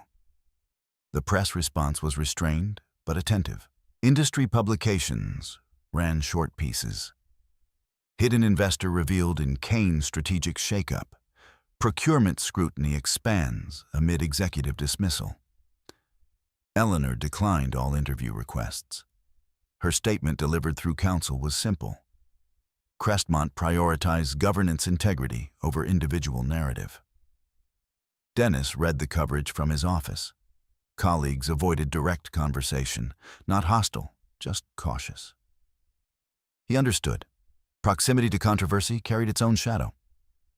Meanwhile, the expanded audit uncovered additional details. Horizon Advisory Partners had funneled subcontracting work to third-party vendors at inflated rates. Documentation showed internal pressure from Bradley's office to expedite approval processes when Horizon proposals were submitted. One internal email from Olivia to procurement staff read, "Leadership prefers Horizon for alignment purposes. Expedite." The language was subtle, but pattern-building. Thomas Reed compiled the findings into a comprehensive report exceeding 200 pages. Margaret prepared for potential regulatory referral. Eleanor reviewed each section personally, not because she needed control, because she needed clarity. On page 147, she paused. An internal chat log between Dennis and Olivia during the Harrison freight evaluation process. Olivia Bradley wants Horizon prioritized. Dennis, if that's direction, I won't complicate it. The timestamp preceded the restaurant incident by 3 weeks. Eleanor read the exchange twice. Dennis had not directly influenced the procurement decision, but he had chosen silence. She closed the report gently. When Dennis returned home that evening, she was waiting in the living room. "I read the audit," she said. He nodded. "I assumed you would." She held up a printed page. 3 weeks before the dinner, she said quietly, "You wrote, I won't complicate it." Dennis closed his eyes briefly. "I remember." Why he sank into the chair opposite her. "Because I thought resistance would cost me credibility. Credibility with whom, Bradley? Olivia. Leadership. And credibility with yourself." He did not answer immediately. I didn't measure that he admitted. She studied him carefully. "You see now that silence is participation," she said. "Yes." "Do you regret it because it was wrong," she asked, "or because it was exposed?" He met her gaze. "Because it was wrong." The answer came without hesitation. Eleanor nodded once. "Regret is only useful if it reforms behavior," she said. "I know." She placed the page down. "Bradley's legal challenge will likely fail," she continued. "The evidence is layered. And if it doesn't, then we escalate to regulatory review." He absorbed that. "You're prepared for that?" "Yes." Silence lingered again. "Are you prepared for what that means for us?" he asked. She did not deflect. "I've considered it, and integrity does not guarantee comfort." He almost smiled. "That sounds like something from a governance manual." "It should," she said. He leaned forward. "I want to stay," he said quietly, "not just at the company. Here." She did not respond immediately. "I need time," she said. "That's fair." He hesitated. "I used to think strength meant not bending," he said. "Now I think it means acknowledging when you should have." Eleanor regarded him carefully. "Strength," she said softly, "is sustained alignment." He nodded, not with ambition, with principle. 2 weeks later, Bradley's legal counsel withdrew the wrongful termination claim. The financial documentation was too clear. Regulatory review proceeded independently but without public spectacle. Olivia accepted a negotiated resignation under compliance scrutiny. Kane Strategic appointed an interim CEO with no prior connection to Horizon Advisory Partners. Dennis remained in his role under supervision. He attended ethics seminars without defensiveness. He began questioning procurement language in meetings. He corrected phrasing when alignment was used to obscure clarity. Employees noticed subtle shifts, not dramatic transformation, but deliberate change. Eleanor observed from distance and proximity both. She did not interfere. She did not instruct. She watched. Documentation had corrected structure. Now, character would determine outcome. The slow burn had reached a steady flame. Not explosive, not extinguished, just illuminating what had always been there. The special board session was scheduled for Thursday at 3:00 p.m., not virtual. In person. The interim CEO had requested it. So had the independent directors. With Bradley Kane's removal finalized and Olivia Grant's resignation processed, Kane Strategic Logistics stood in a transitional space, financially stable, reputationally bruised, structurally exposed. And for the first time since Crestmont's initial investment, Eleanor Cox would attend not as an invisible stakeholder, but as the controlling voice in the room. The conference space on the 32nd floor had been prepared with deliberate neutrality. No press, no staff observers, only board members, legal counsel, and executive leadership. Dennis arrived 10 minutes early. He had reviewed the updated procurement reforms drafted under the interim CEO's direction. He had annotated sections concerning vendor disclosure requirements and conflict of interest attestations. He was not certain whether his notes would matter, but he had made them carefully. When Eleanor entered, conversation paused not dramatically, but noticeably. She wore a slate gray suit, no statement jewelry, no visible assertion of status. Her presence did not demand attention. It redirected it. The interim CEO, Malcolm Reeves, stood. "Miss Cox," he said respectfully. "Thank you for coming." "Of course," she replied. They took their seats. Margaret Hale sat to Eleanor's right. Thomas Reed to her left. Dennis remained to the far end of the table, not isolated but separate. The chair of the board opened the session. "We are here to finalize structural reforms, review executive evaluations, and determine long-term leadership stabilization. No mention of scandal. No mention of humiliation. Just structure." Malcolm Reeves presented first. "Procurement reforms are now mandatory across all vendor engagements, exceeding $250,000, he said. Conflict of interest disclosures must be updated quarterly and independently verified." He clicked to the next slide. "External audit recommendations have been integrated into operational policy. Horizon Advisory Partners has been permanently removed from vendor eligibility." Thomas Reed nodded slightly. Documentation aligned. The chair turned to Eleanor. "As controlling stakeholder, do you find these reforms sufficient?" Eleanor folded her hands lightly. "Reforms are only as strong as enforcement," she said evenly. "What accountability mechanisms exist for executive deviation?" Malcolm responded, "Executive compensation will now be partially tied to governance compliance metrics." She considered that. "And oversight independent audit review annually." Margaret leaned slightly forward. "Crestmont requests semi-annual reporting for the next 2 fiscal years," she added. Malcolm nodded. Accepted. The structure tightened, not punitive, but deliberate. Then came the final agenda item. Executive evaluation. Dennis Whitaker. The room grew still. Dennis felt the weight without dramatics. Malcolm summarized. "Mr. Whitaker has completed mandatory ethics training, demonstrated proactive engagement in procurement review processes, and provided full cooperation during investigation." The chair added, "However, his prior communication patterns indicated deference to executive pressure over independent judgment." Dennis did not interrupt. He did not defend. He waited. The chair looked to Eleanor. "As majority stakeholder, your position?" The room seemed to contract around the moment. Eleanor did not rush her response. "Mr. Whitaker demonstrated poor judgment under influence," she said calmly. "He did not benefit financially from procurement misconduct, nor did he initiate it." Dennis held still. However, she continued, "Leadership requires independent alignment with principle, not proximity to authority." Her words were not harsh. They were exact. "I recommend conditional retention under continued independent oversight for 1 fiscal year." Dennis exhaled slowly. Not relief, recognition. The chair nodded. All in favor, the vote passed. Unanimous. The structure had spoken. The meeting adjourned without applause. No celebration, no humiliation, just decisions recorded. In the hallway outside the conference room, employees moved quietly. Rumors would circulate. Industry press would speculate. But inside the boardroom, the correction had been procedural, not theatrical. Dennis lingered after most had left. Eleanor gathered her documents with practiced precision. He approached her slowly. "You could have removed me," he said. "Yes," she replied. "Why didn't you?" She looked at him, not as wife, not as adversary, as evaluator.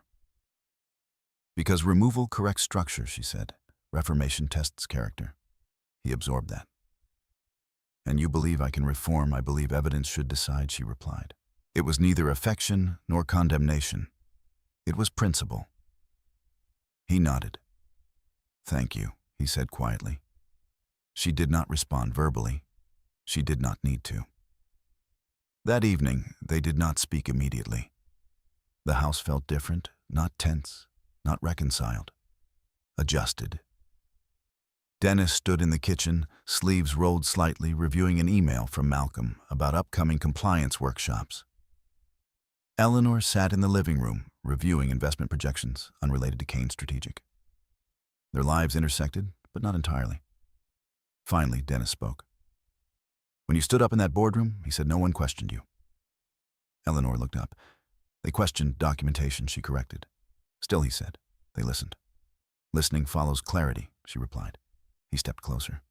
"I didn't know who you were," he said. "You knew who I was," she answered. "You just didn't understand what that meant." He considered that. "I thought power looked like Bradley," he admitted. "Power looks like responsibility," she said. "And if I fail this year," he asked quietly, "then consequences will follow," she said. "And if I succeed," she paused, "then alignment becomes internal, not enforced." Silence settled gently.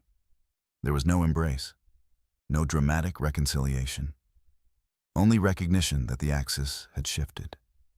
Not because she revealed herself, because she did not weaponize it. In the weeks that followed, Kane's strategic stabilized. Procurement policies were rewritten in language that eliminated euphemisms. Alignment became documented strategic fit. Optics became risk assessment criteria. Language clarified behavior. Dennis participated actively in those revisions.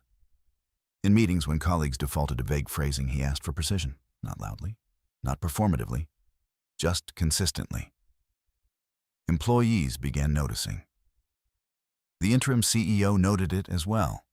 Eleanor observed from a distance. She did not attend operational meetings. She did not intervene unless governance required it. She watched metrics. She read reports. She listened to tone. Power, once exposed, did not need reinforcement. It needed restraint. The memory of polished marble floors and silent diners remained in the background of everything. But it no longer defined the trajectory. Correction had occurred. Now character would sustain it or fail. The slow burn did not flare. It settled into something steadier. And Eleanor Cox, who had once been escorted through a doorway without protest, had stepped into a different room entirely. Not to dominate, to hold structure. The regulatory letter arrived on a Tuesday morning. It was addressed to Kane's Strategic Logistics Attention Board of Directors. The envelope bore the insignia of the Illinois Department of Financial and Professional Regulation. Inside the language was restrained but direct preliminary review of submitted materials, indicates sufficient basis for formal inquiry into potential self-dealing and disclosure violations by former executive leadership. Kane Strategic Logistics is instructed to provide full cooperation and preserve all related documentation. It was not a criminal charge. It was not absolution. It was the formal beginning of external scrutiny. Malcolm Reeves forwarded the letter to the board within minutes. Margaret Hale called Eleanor shortly after. "This is expected," Margaret said. "Yes," Eleanor replied. "They'll interview additional personnel. Cooperate fully?" Margaret hesitated. "They may request your testimony as controlling stakeholder." "I'll provide it," Eleanor said. There was no tremor in her voice. External review did not frighten her. Documentation had been prepared for this. At Kane Strategic's headquarters, the letter shifted the atmosphere again. Not panic, not outrage, but awareness that the structure now extended beyond internal governance. Dennis read the notice in Malcolm's office. "This could take months," Malcolm said. "Yes," Dennis replied. "You're not implicated financially. I understand." Malcolm studied him carefully. "You've been proactive these past weeks."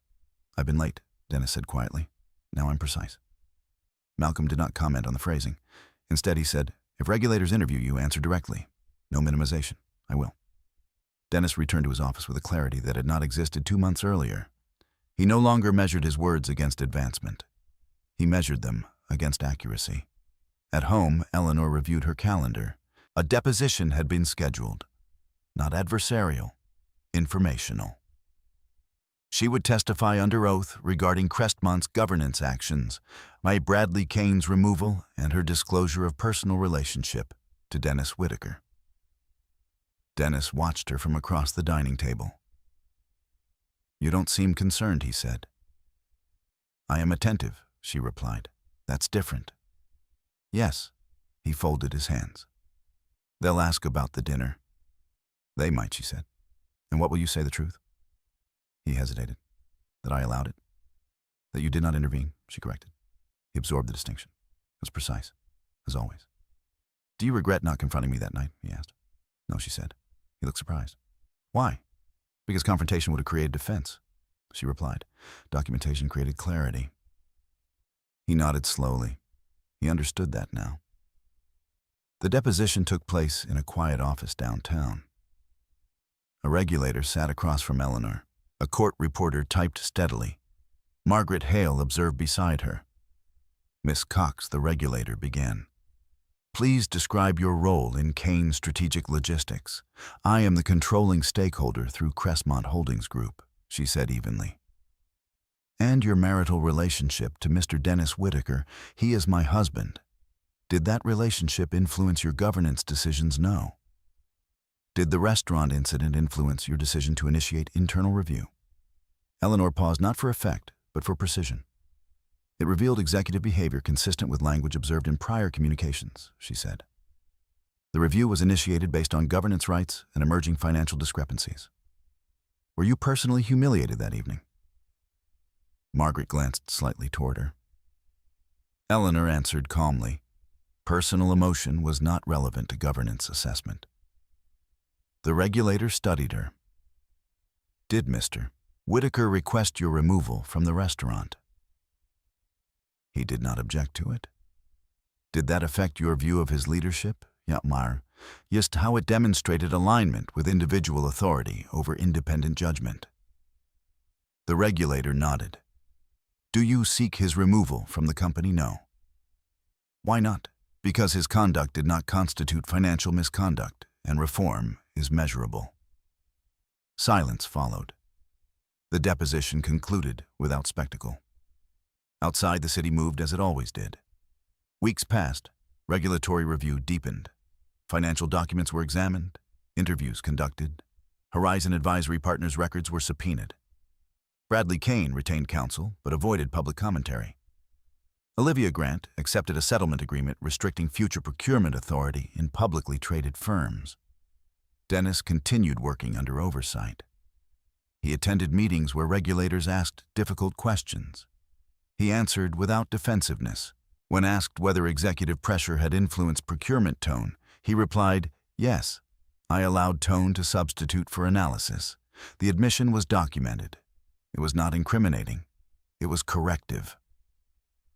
One evening, late in the process, Dennis sat alone in the living room. Eleanor entered quietly.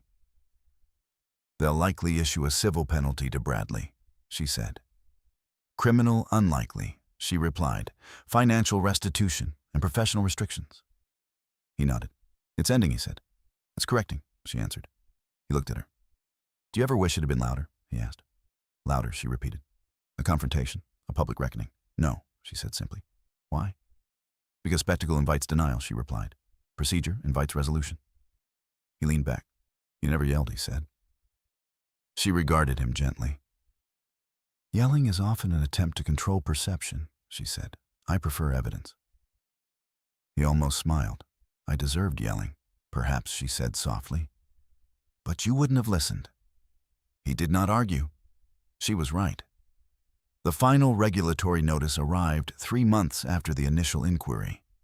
Bradley Kane was assessed a substantial civil penalty for failure to disclose financial conflicts of interest.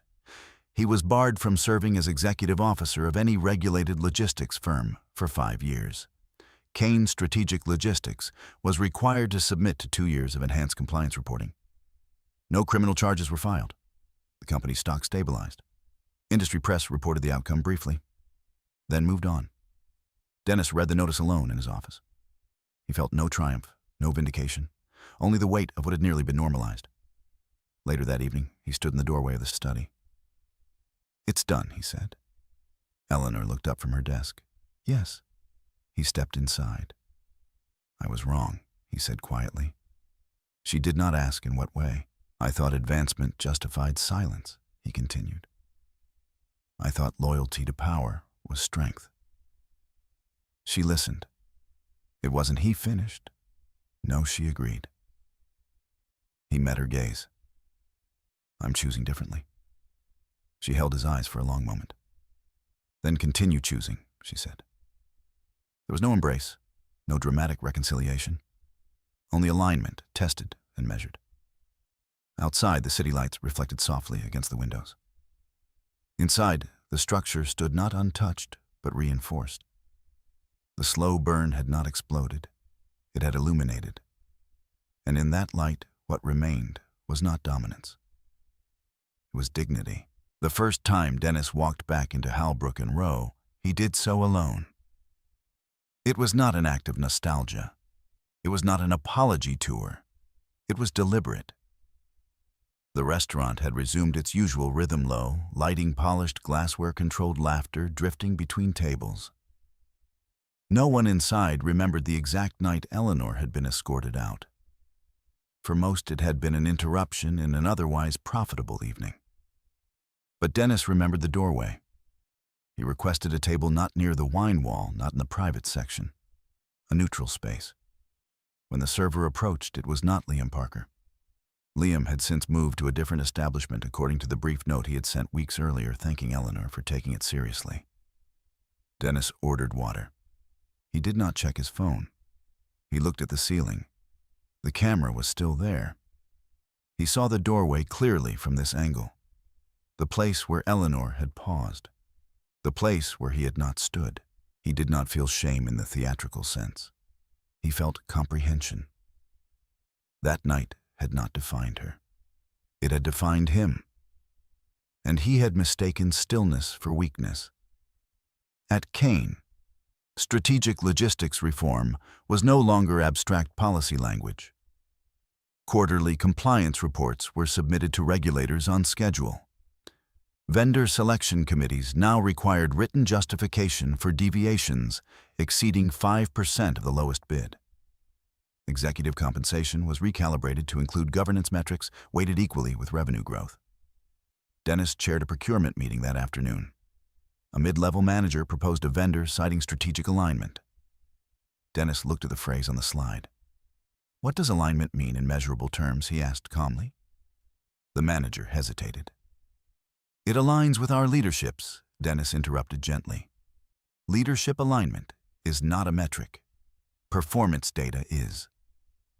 The room adjusted, spreadsheets were pulled up, comparisons made. Documentation clarified.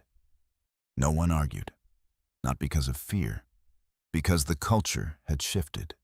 Precision replaced implication. After the meeting, Malcolm Reeves stepped into Dennis's office. "You've been consistent," Malcolm said. "I'm being exact," Dennis replied. Malcolm studied him. "You understand why that matters now?" "Yes." "Your evaluation concludes next quarter," Malcolm said. "The board will review." Dennis nodded. "I don't expect leniency." "Good," Malcolm said simply.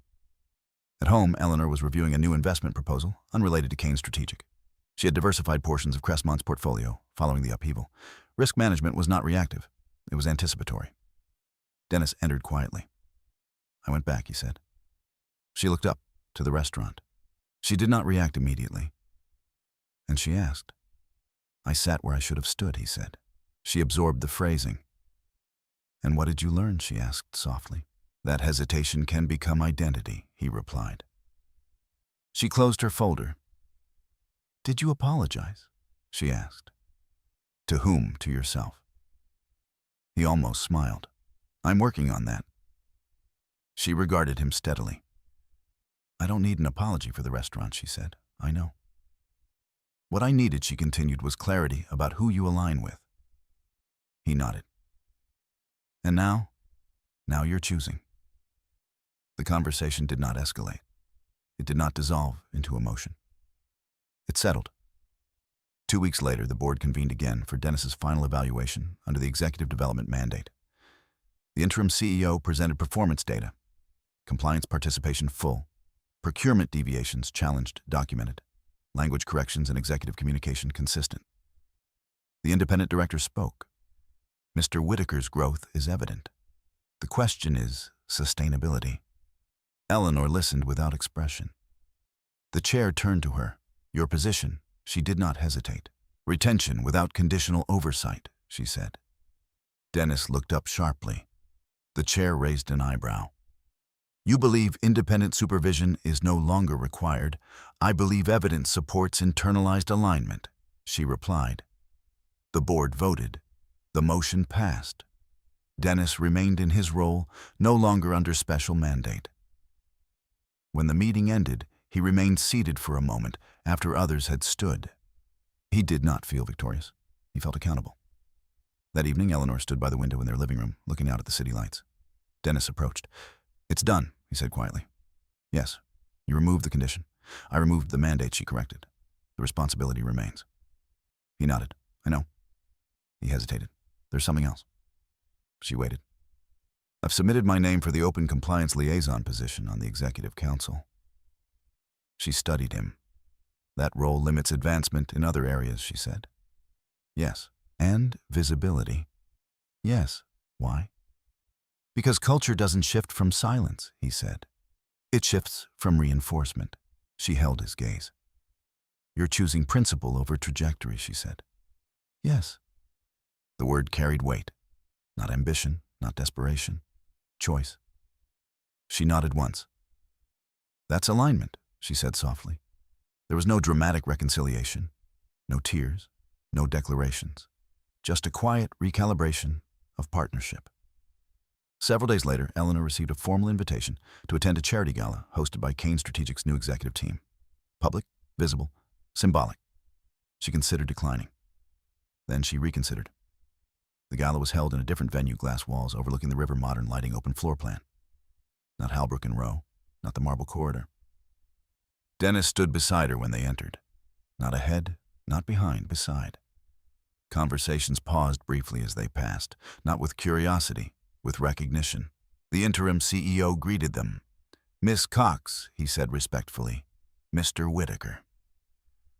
There was no discomfort in the air, no spectacle, just acknowledgement. At one point during the evening, a young employee approached Eleanor. Thank you, she said quietly, for the reforms. Eleanor inclined her head. Governance protects everyone, she replied. Dennis watched the exchange without speaking. Later, near the edge of the balcony overlooking the river, he turned to her. I remember the doorway, he said. She looked at him. Yes, I won't forget it. You shouldn't, she said. They stood in silence. The river moved below, steady, unhurried.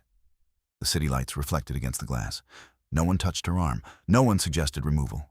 Not because of fear, because structure had corrected behavior, because alignment had shifted, because dignity had not needed volume to endure. The slow burn had reached its quiet culmination. Not explosive, not triumphant, resolved. Winter came quietly that year. Chicago did not announce the shift in season with ceremony. It arrived in colder wind off the lake, in earlier sunsets, in the way reflections in glass sharpened against darker skies. Kane Strategic Logistics closed its fiscal year without scandal. Revenue stabilized. Compliance reports were filed without delay. The regulatory monitoring period remained active, but no further violations surfaced. Structure had held.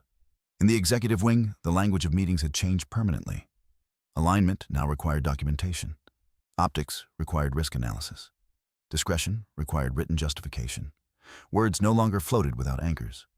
Dennis had accepted the compliance liaison role. It was not glamorous. It did not carry the prestige of vice president. It did not accelerate his trajectory. It required him to sit in rooms where uncomfortable questions were raised before decisions were made. He asked those questions now, not because Eleanor watched, Because he had learned what silence cost. One afternoon, nearly 6 months after the restaurant incident, Dennis received an invitation from Halbrook and Rowe, a corporate dinner hosted by a different firm. He stared at the email for a long time. Then he declined. He did not explain. He did not dramatize. He simply chose not to re-enter that space under the same pretense. Instead, he walked home that evening. The wind was sharp. His hands were cold by the time he reached the door. Eleanor was in the living room, reviewing a draft investment agreement, unrelated to Kane's strategic. She looked up when he entered. "You're early," she said. "I declined a dinner," he replied. She studied him quietly. "Why, because I don't need that room anymore," he said. She held his gaze for a long moment. "That's clarity," she said softly. He nodded. There was no applause, no affirmation beyond acknowledgement. Crestmont Holdings continued to operate without public spectacle. Eleanor restructured portions of the portfolio, divesting from one logistics subsidiary and acquiring a renewable infrastructure firm. She did not involve Dennis in those decisions. She did not exclude him either. They had learned the boundaries of their respective domains. Marriage, she understood, did not require transparency in every ledger. It required integrity and shared space. One evening, she found him reviewing a compliance memo at the dining table, the same table where she had once documented timestamps. "You're thorough," she said. "I'm careful," he replied. "That's different," she said. He smiled slightly. "Yes." He closed the folder. "I've been thinking about the doorway," he said. She did not interrupt. "I used to think the worst part was how it looked," he continued. "Now I think the worst part was how easy it was for me." She considered that. "Comfort often disguises compromise," she said. "I don't want comfort like that again." She nodded. "You won't," she said, "because now you recognize it." Recognition had been the turning point. Not humiliation, not exposure, recognition. The anniversary of the board reveal passed without ceremony. No one mentioned it publicly. Industry memory had shifted to new headlines. Bradley Kane's name appeared occasionally in legal trade journals, updates on settlement compliance professional restrictions. He did not return to executive leadership. Olivia Grant relocated to a consulting role in a different sector, her name removed from procurement oversight entirely. Kane Strategic moved forward, not triumphant, just steady. One evening in early spring, Eleanor suggested dinner. Not at Halbrook and Rowe, not at a corporate venue. A small, quiet restaurant near the river. They walked there together. No reservation under a company name, no private section, just a table near the window. When the server approached, Dennis stood slightly as Eleanor took her seat. Not performative, instinctive. Conversation flowed easily. Not about governance. Not about audit trails. About smaller things. A non-profit board she had joined. A compliance training Dennis was redesigning. At one point, he reached for his water glass and paused. "Do you ever wish you had stopped them?" he asked softly. She knew what he meant. The restaurant. The guard's hand. Dennis's silence. "No," she said gently. He looked surprised. "Why?" "Because if I had stopped them," she replied, "you would have believed the structure was fair." He absorbed that slowly, and it wasn't. It was fragile, she said. Silence settled, not heavy, not sharp, reflective. "You paid my salary," he said finally. The statement held no bitterness now, only fact. "Yes," she said, "and you never used it against me." "No." "Why?" She looked at him steadily. "Because power that needs to be announced is already weak." He nodded. The waiter returned with their meal. No one stared, no one whispered, no one intervened. They ate quietly, not as a display of reconciliation, as continuity. Months later, Crestmont finalized a new governance initiative across its portfolio companies, mandatory executive ethics mentorship programs for rising leaders. Dennis volunteered to participate as both mentee and facilitator. He spoke openly without detail about how language shapes culture. He did not recount the restaurant. He did not recount the boardroom reveal. He spoke about silence, about alignment, about how ambition without anchor drifts. Employees listened, not because he was loud, because he was exact. Eleanor attended one session anonymously seated at the back. She did not intervene. She did not announce herself. She listened, and she recognized the difference between performance and transformation. On a clear evening, nearly a year after the incident, Eleanor stood again by the window overlooking the city. Dennis joined her. The skyline reflected against the glass. "I used to think I was climbing towards something," he said quietly. "You were," she replied. "What was it, a test?" she said. He exhaled softly. "And did I pass?" she considered. "You didn't avoid it," she said. "That's not the same." "No," she agreed. "It's better." They stood in silence. The city moved as it always had. Restaurants filled, executives negotiated, ambition pulsed through glass towers. But somewhere within that architecture, a structure had corrected itself. Not through spectacle, not through humiliation, through documentation, through procedure, through a woman who refused to shout. Eleanor Cox had been escorted through a doorway once. She had not fought it with noise. She had recorded it with clarity. And in the end, she did not need to drag anyone through that same door. She simply ensured that no one else would be. In the quiet spaces between public moments, integrity is tested without witnesses. It does not demand applause. It does not announce correction.